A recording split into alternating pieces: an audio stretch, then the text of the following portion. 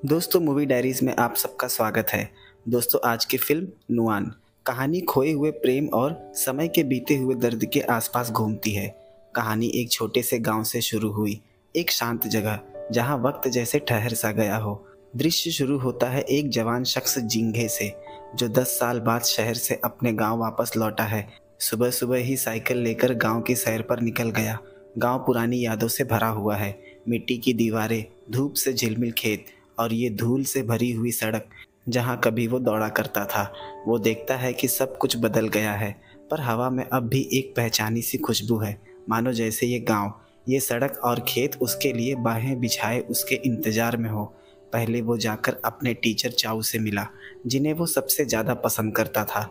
चाऊ की शिक्षा ने उसे इस काबिल बनाया कि उसकी शहर में एक अच्छी नौकरी लग गई। जिंगे ने शहर में ही शादी कर घर बसा लिया। अभी 2 महीने पहले ही वो पिता बना है, तो अपनी खुशी टीचर चाऊ के साथ साझा करने लगा। गांव में एक नदी थी, उस पर एक पुल था। जब वो अपने टीचर के साथ उस पुल को पार करने लगा, तभी उसकी नज़र सामने से आती हुई एक औरत पर गई।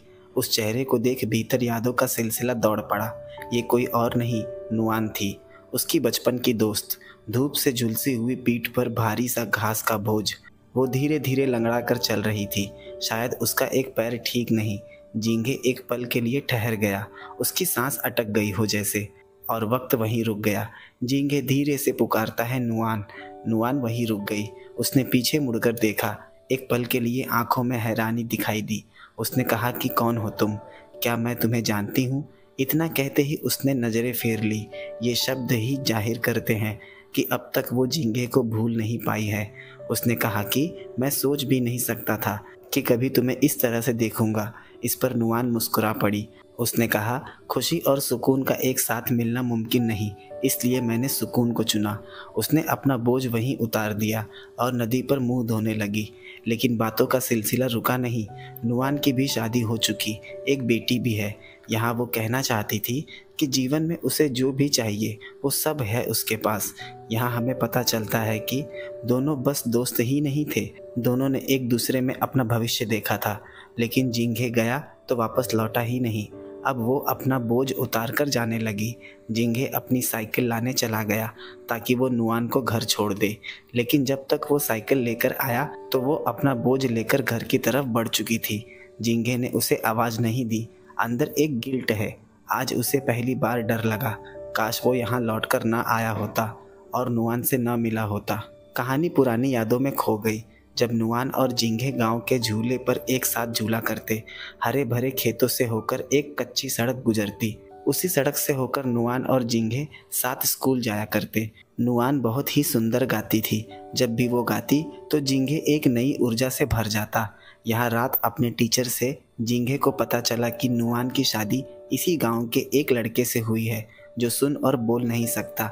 उसे तो खबर मिली थी कि नुआन की शादी शहर के किसी लड़के के साथ हुई है। टीचर ने कहा, तुम उसके घर क्यों नहीं हो आते और मेरी तरफ से मिठाई भी दे आओ। एक 5 साल की बेटी भी है उसकी। शाम का समय, हल्की बारिश हो रही थी। जिंगे छाता लेकर उसके घर पहुंचा। काफ़ी पुराना मकान होगा। सामने उसने नुआन के पति को खड़ा देखा, कपड़े फटे हुए। उसका नाम यावा है। कुछ पल को दोनों एक दूसरे को देखते रहे, क्योंकि वो बोल और सुन नहीं पाता, तो जिंगे को समझ नहीं आया कि वो क्या बोले। तभी नुआन अपनी बेटी के साथ नीचे आई और यावा को पहनने के लिए कपड़े दिए। उसकी बेटी को जिंगे ने चॉकलेट दिया। नुआन उसे यहाँ देख खुश थी, पर उसे भीतर से ये बात भी खाई जा रही होगी कि उसकी गरीबी और इस हालत को देख न जाने जिंगे उसके बारे में क्या सोच रहा होगा। कहानी पास्ट में चली गई, जहाँ हम देखते हैं यावा डक्स को चराने का काम करता। गांव की सभी लड़कियां उससे नफरत करती, क्योंकि वो सुन और बोल नहीं पाता। नुआन भी उनमें से एक। वो तो उससे इतनी नफरत करती कि हमेशा 4 कदम की दूरी बनाए रखती। यावा की भी मस्ती कम नहीं थी। वो कई दफ़ा नुआन को गुस्सा दिलाने के लिए किसी बहाने से उसे छेड़ देता, लेकिन नुआन की शाम तो जिंगे के साथ ही ढलती। दोनों हंसते हंसते एक दूसरे से अपने सपनों को साझा करते। जिंगे भी कई बार मजाक में ही यावा की डक्स को रास्ते में ही रोक देता। एक दिन यावा और उसकी भिड़ंत भी हुई और यावा ने उसे उस दिन बहुत मारा। यावा का कोई दोस्त भी नहीं।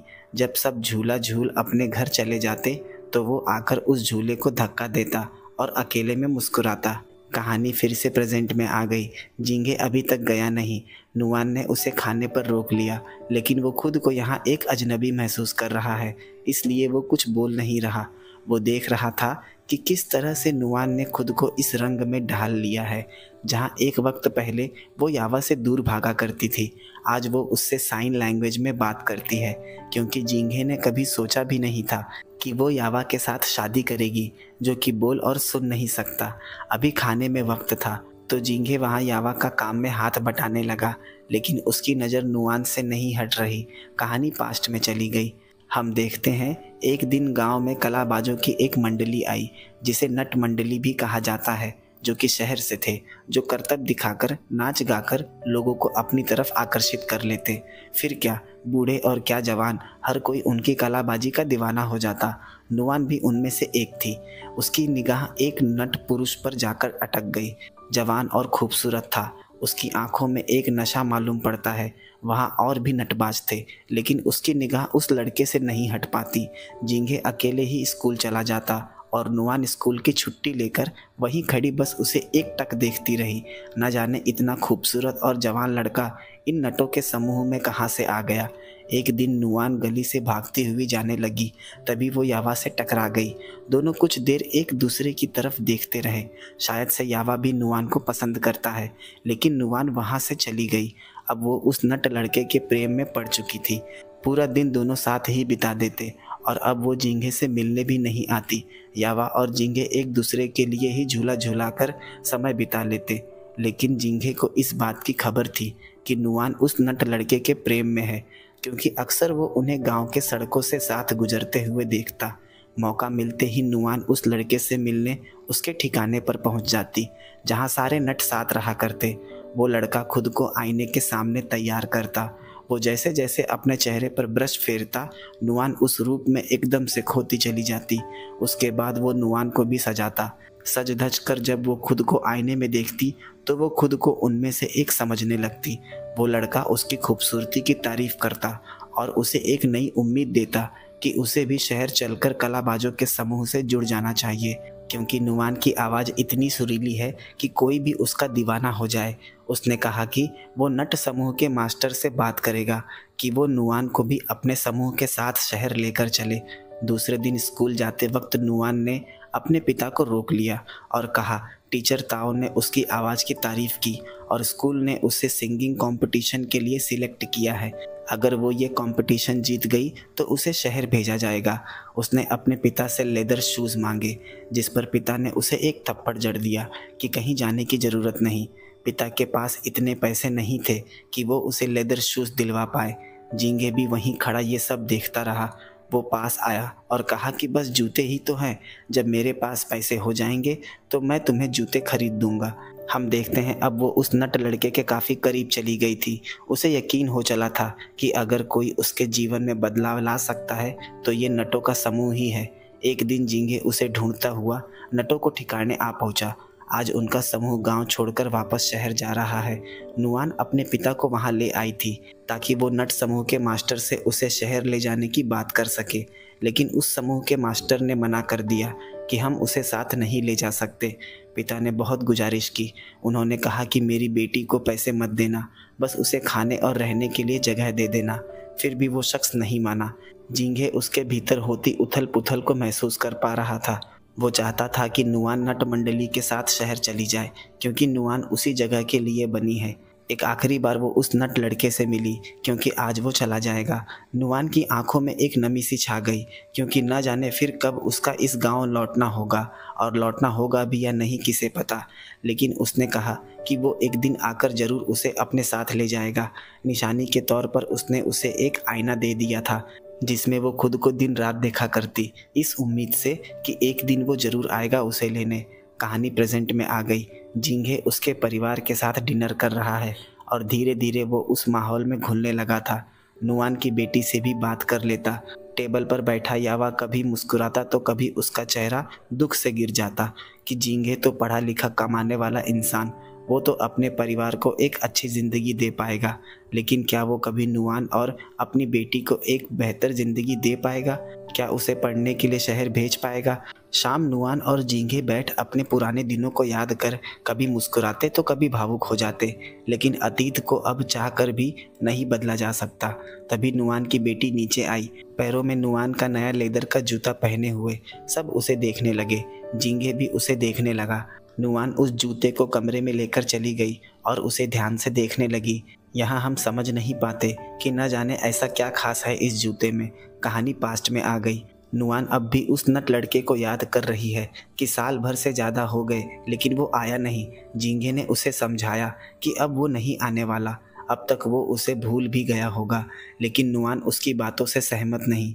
जिंगे जब भी शहर से आता तो उसके लिए कुछ न कुछ जरूर लेकर आता। जिंगे के चेहरे पर वो हंसी फिर लौट आई। दोनों ज़्यादा से ज़्यादा समय साथ बिताने लगे, लेकिन अब भी वो उस लड़के को भूल नहीं पाई। नुआन को लगता है कि वो एक दिन ज़रूर आएगा, दोनों शहर जाकर शादी कर लेंगे। जिंगे उसे बार बार यही समझाता कि वो नहीं आने वाला। जिंगे ने कहा कि तुम्हें अपने पिता से बात करके अपनी पढ़ाई पूरी कर लेनी चाहिए, उसके बाद हम दोनों यूनिवर्सिटी का एंट्रेंस एग्ज़ाम देकर एक साथ शहर जा सकते हैं।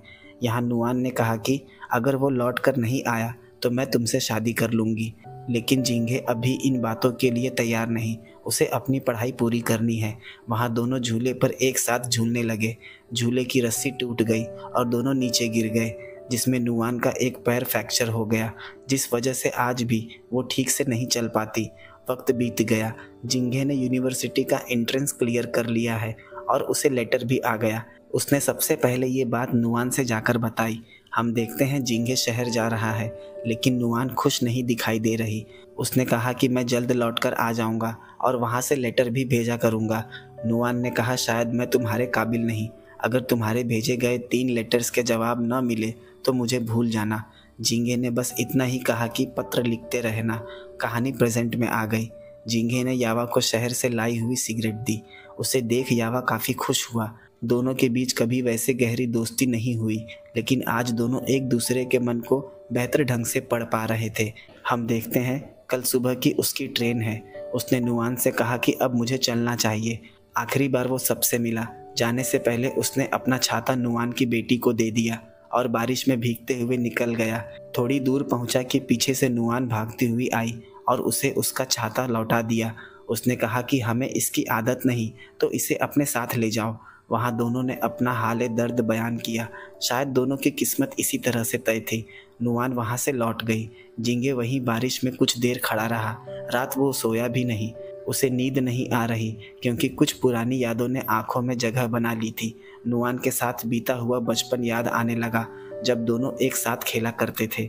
याद करते करते चेहरे पर एक मुस्कान सी आ गई। कहानी फिर पास्ट में चली गई। हम देखते हैं हर शाम नुआन उसी रास्ते पर खड़ी होकर उसके पत्र की राह देखती, जहाँ से कभी जिंगे ने वादा किया था कि मैं लौटकर जरूर आऊँगा। दिन महीनों में बदले और महीने सालों में। जिंगे के पत्र आते रहे, पर हर पत्र में सिर्फ सपने लिखे थे, पल नहीं। वो लिखता है कि मैं शहर में अपनी एक नई जिंदगी बना रहा हूँ, जब सब ठीक होगा तो मैं तुम्हें ले जाऊँगा। और हर बार जब वो पत्र पढ़ती तो दिल में नए उम्मीद के दिए जल जाते। लेकिन अब मन में उठती आवाज़ें बदलने लगी थी कि शहर जाने वाले कभी लौटकर नहीं आते। नुआन पत्र पढ़ती और आंखों से आंसू गिरने से पहले ही उन्हें फाड़ देती, जैसे हर फाड़ी हुए कागज के टुकड़े के साथ वो अपनी उम्मीद तोड़ रही होती। वो अब भी उसी रास्ते को देखती थी, पर अब आंखों में इंतज़ार नहीं, एक थकान है। वक्त ने उसे सब कुछ सिखा दिया था। हर बार पत्र उसे यावा लेकर देता। एक दिन उसने गुस्से में यावा के सामने पत्र को फाड़ दिया। फिर जब भी पत्र आता तो यावा उसे न देकर पत्र को खुद ही फाड़ देता। वो नहीं चाहता था कि नुआन और दुखी हो। नुआन को लगा कि अब जिंगे ने उसे लिखना ही बंद कर दिया। एक दिन शहर से जिंगे ने उसे नए लेदर के जूते भेजे। उसे देख वो बहुत खुश हुई, लेकिन साथ कोई पत्र नहीं। ये देख उसने जूते पानी में फेंक दिए, लेकिन यावा ने उसे फिर से पोंछकर सही सलामत रख दिया। ये वही जूते हैं जो हमने उस दृश्य में नुआन की बेटी को पहने देखा था, जो अब तक नुआन ने संभाल कर रखे थे, कभी उन्हें पहना नहीं। जब जिंगे की याद आती तो उसे खोलकर देख लेती। इसी सब के दौरान यावा और नुआन के बीच एक प्रेम संबंध जुड़ गया। भले ही यावा बोल सुन न पाता हो, पर बिना बोले और सुने भी अपने दिल का भाव व्यक्त कर लेता और नुआन की तकलीफ को भी बेहतर ढंग से समझ लेता। कहानी प्रेजेंट में आ गई। सुबह का वक्त। यावा गिल्ट महसूस करने लगा। उसने नुआन से कहा कि जिंगे को सच बता दो कि मैंने वो लेटर फाड़े थे। लेकिन नुआन कहने लगी कि इन बातों का अब कोई फ़ायदा नहीं, वक्त बदल चुका है। तभी वहाँ जिंगे आ गया, एक आखिरी बार मिलने आया था। नुआन का परिवार उसे आधे रास्ते छोड़ने गया। यावा वहाँ जिंगे के सामने रोने लगा कि इन दोनों को भी अपने साथ लेकर चले जाओ, क्योंकि वो जानता था कि वो उन्हें यहाँ बेहतर ज़िंदगी नहीं दे पाएगा।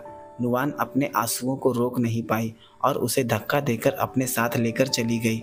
जिंगे कुछ समझ नहीं पाया, लेकिन नुआन और यावा के बीच के प्रेम ने उसे पूरी तरह से पिघला दिया। जिंगे ने नुआन की बेटी से वादा किया कि जब भी वो बड़ी हो जाएगी तो वो उसे पढ़ाई के लिए शहर ले जाएगा। उसके बाद वो अपने रास्ते जाने लगा, गिल्ट से भरा हुआ, मन पर बोझ लिए हुए। उसे यकीन हो गया कि जो प्यार यावा नुआन को दे सकता है, शायद ही वो कभी नुआन को दे पाता। कहानी इसी दृश्य के साथ ख़त्म हो गई। दोस्तों, कहानी पसंद आई हो तो वीडियो को लाइक, शेयर और चैनल को सब्सक्राइब जरूर कर दें। मिलते हैं अगले वीडियो में एक नए एक्सप्लेनेशन के साथ।